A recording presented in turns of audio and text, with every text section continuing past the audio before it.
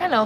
Today we are on the 17th day of this experiment. I'm near the water today. Some change of plans because my usual park near where I go, um, it was quite packed today and crowded and with people just moving around too much. So I decided to change location. So here we are, a different environment, different atmosphere here with some water right close to me, which is, to be completely honest, you'll see people going on the street there, but it's quite relaxing. And even though I can hear the people, I think looking at the water, just by looking at it, I can feel, relaxed and in flow.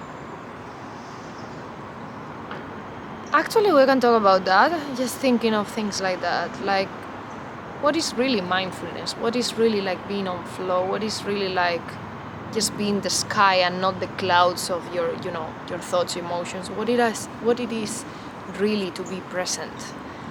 And actually you can practice mindfulness in many different ways, not just the usual close your eyes, breathing exercises or body scans or observing your thoughts.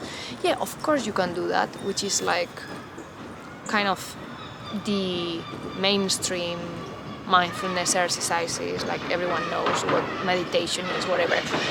But some seagulls here making some noises. But you can meditate doing loads of things.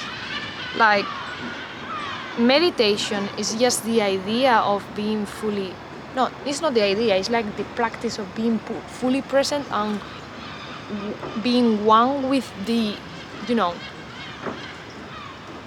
universe in a sense, or one with the things you have around, one with the activity. So it's the same as flow state.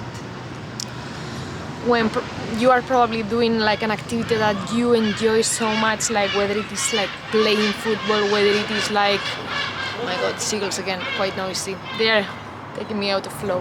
Whether it is for me when I put music at home and just dance around the house without no prior choreography or anything, just feeling it, this is flow state. And in these moments I'm actually feeling very present. No thoughts, I don't engage with any thoughts at that moment because I am just being one with life, and that is actually the idea. And with meditation, the standard meditation audios or mindfulness exercises, you close your eyes and you breathe because you are relaxing when you breathe deeply and exhale in a long exhale. This is how you relax your nervous system. Definitely helps at the first time because when you are very anxious you tend to breathe very chaotically. So if you are very conscious of your breath and your breath is your anchor, because that breathing is something that you do unconsciously, you don't consciously think about breathing to actually breathe. So when you look at it, you can you can use it as your anchor. As I'm using right now, the water is actually the same idea. So when we close our eyes and we are in our beds doing this mindfulness exercise, and the audio says breathe in, breathe out, or look at your breath, put your hand on your belly and sense your breathing, is the actual same experience as I'm having if I focus, really deep focus that you need to, that's why you train your mind. But start where you find is more suitable for you at this state. I actually started with breathing exercises and body scan, mindfulness, hearing sounds, and observing sounds, observing thoughts. This is how I started years ago, but now looking at this water,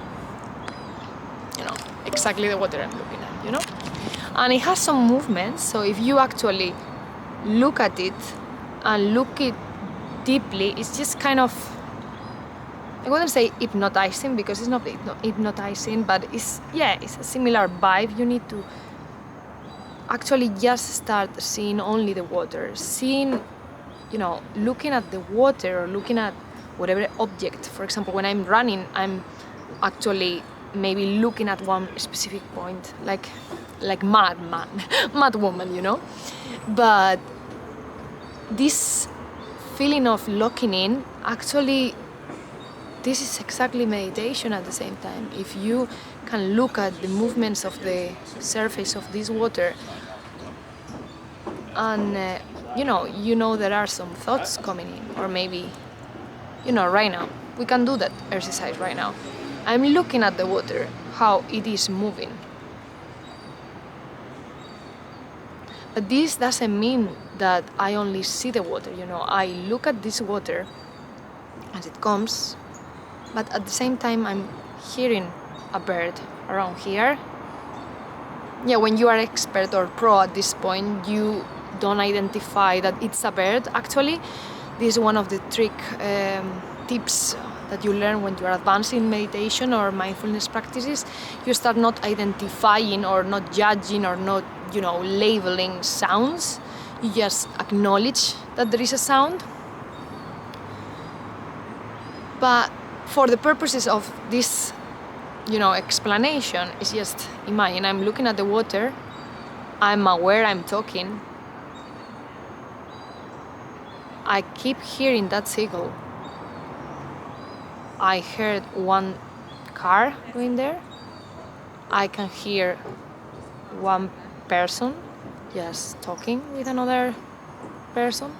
But don't do this much analysis, this is for the purposes of this video, but actually it's to illustrate that you can do the same you do with your breath, or the same you do when you are breathing and focusing on the breath as your anchor, and trying to identify thoughts, or not identify like analyzing them, try to acknowledge that they are there, like, oh, one cloud, oh, another cloud.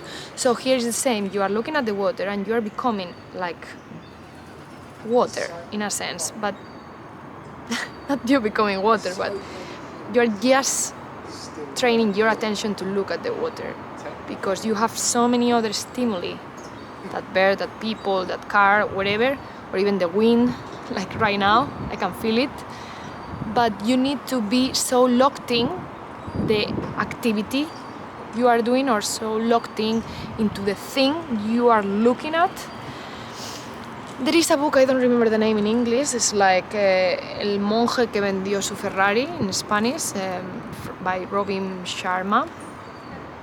Well, I don't know if I said the name correctly, but yeah, I'll put it in the description. But this book is amazing because it's playing the same as I'm saying with the water, the same with looking at a rose, So when you have a rose or flower and you look at it, like the little tiny things, the shadows, the little like surface, how it turns from one petal to the other, you need to be really in depth by looking at this. So I'm looking at the water, but I'm not like just looking superficially. That's not how you train your attention. You need to look deeply and, being aware of, the movements. There is a few patterns here. There are some lighter areas here.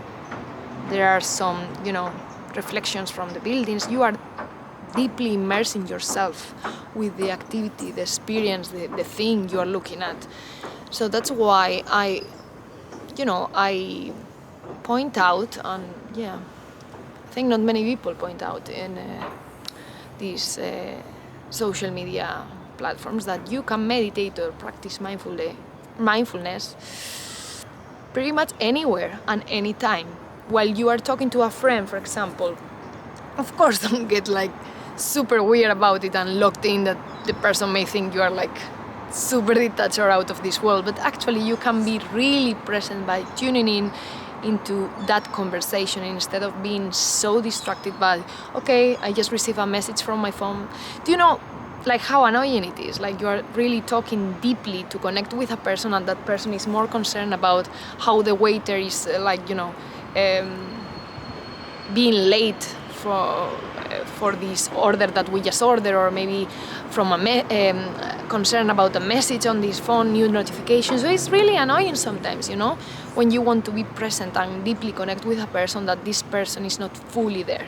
Can be physically there, but mentally her attention or their attention is scattered. And this is how you practice with your attention, because you may think that doing many different things, you may think that you have a small or a short attention span, not small, but it's actually, have you trained? You need to ask yourself, have you trained your attention? And in this period, with all this fast food, information in a sense, or social media or notifications, so many stimuli around us, it's like we need to train it even more, because we are gonna get it scattered. Even though we are really enjoying the conversation with a friend, if our attention is scattered, it will be scattered, and then that person on the other side is not gonna get our full presence, and this is gonna damage your relationships, because maybe at that specific moment, consciously, the other person is not noticing that you are not fully there with them, but afterwards, subconsciously, they are gonna feel like maybe they overshare, or they are gonna feel like some icky feelings, because when you know that the person is present with you, and this, you feel this connection. So don't wait for having a hit dopamine in a moment that you only want to do this thing, or you only want to do an impulse for connection. It's actually a good thing that you start training your attention, training your focus, to be more mindful about the things you want to take care in your life, about the things you want to accomplish. If you want to, write a report, but your attention is very scattered, maybe you take many more days or many more working sessions than another person whose flow state is much quicker to achieve. So there is a lot of advantages in life to improve when improving your attention. So I would encourage you to do that, and I hope this was useful. I didn't plan this, but I think it was a good video. Let's see tomorrow what I come up with, but yeah, see you tomorrow, guys. Bye.